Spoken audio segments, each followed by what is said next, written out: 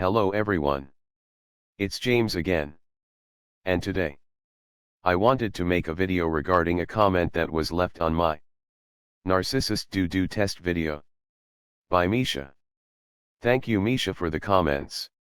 And the video will be in the description box below. So if you want to check it out, please do so. I think you will find a lot of information in there that is helpful for you and your everyday life and with dealing with people in general.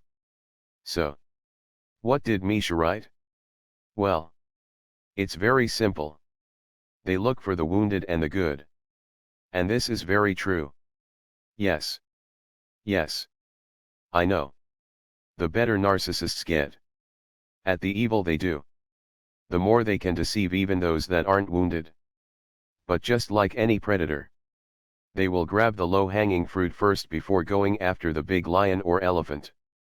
And yes, they do that too, for sporting reasons, to test their skills. Because when they take down someone that is hard to take down, they do feel proud of themselves they were able to rise to such a challenge. However, with that being said, even in the animal kingdom, the top predators will often go after the youngest and weakest animal because they are less likely to damage or injure this predator when they go in to take this animal down. It's like shooting fish in a barrel.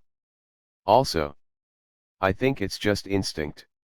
It's a predatory instinct. They see someone weak and they just move in. Here's a way to think about it. The robber or the mugger.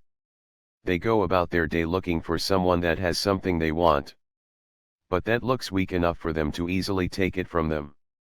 If they see some big strong guy that looks like he's a Navy SEAL, the chances they will pass such a guy by is high. Because they know they will see the average everyday businessman that might be an easier target.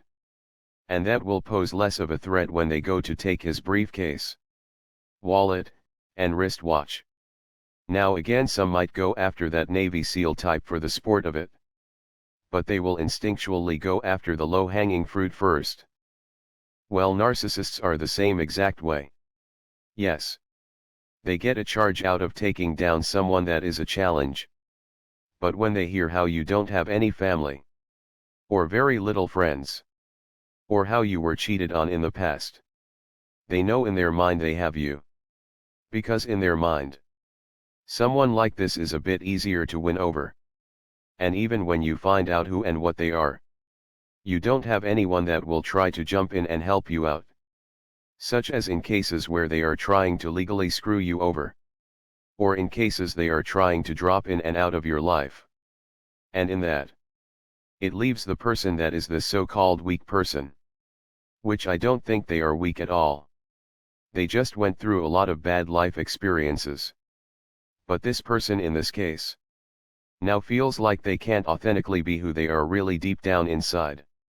For fear someone will learn certain details and use these details to harm them and their life. Because yes, I don't think you should overshare no matter who you are. When you first meet someone especially. But think about it. Do people that have together lives really care about what's going to happen when they talk in generalities about their family and friends with someone new they are dating or getting to know? The answer is no.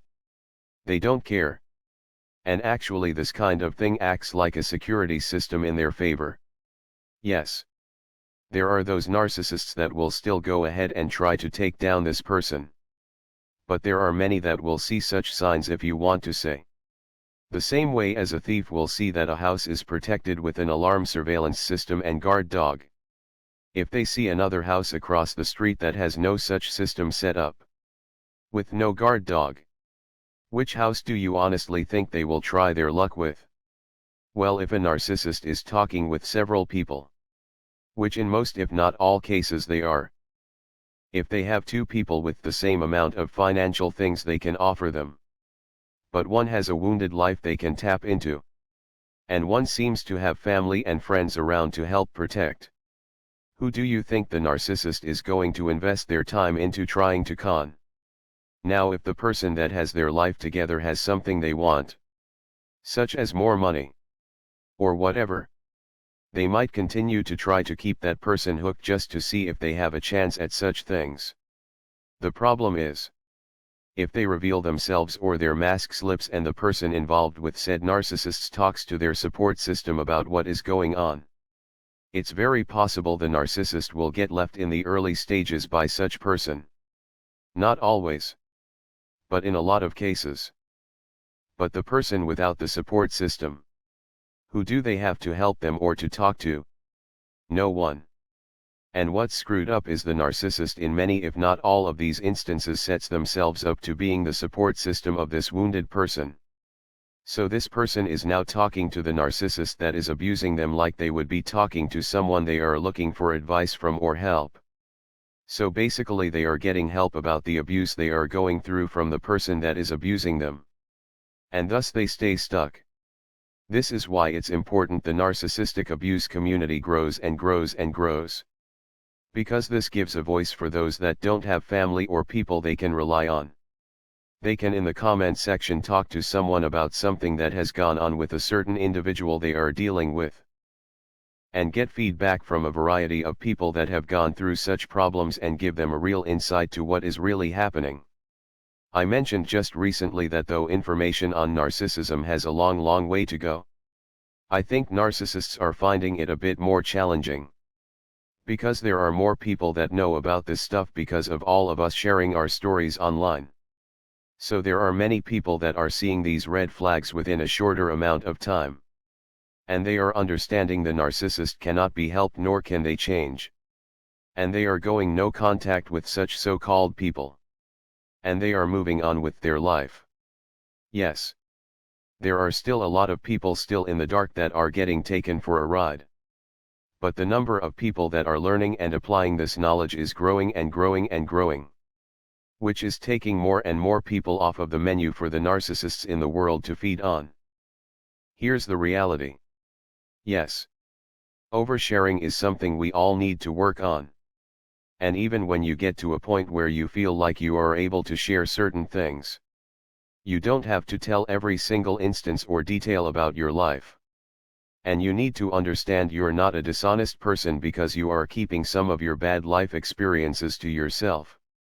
But with that being said, if you do share some information down the line with a person that is supposed to care and love you, and that information you can tell is being used against you, or to harm you, or to manipulate you, that person doesn't love you at all.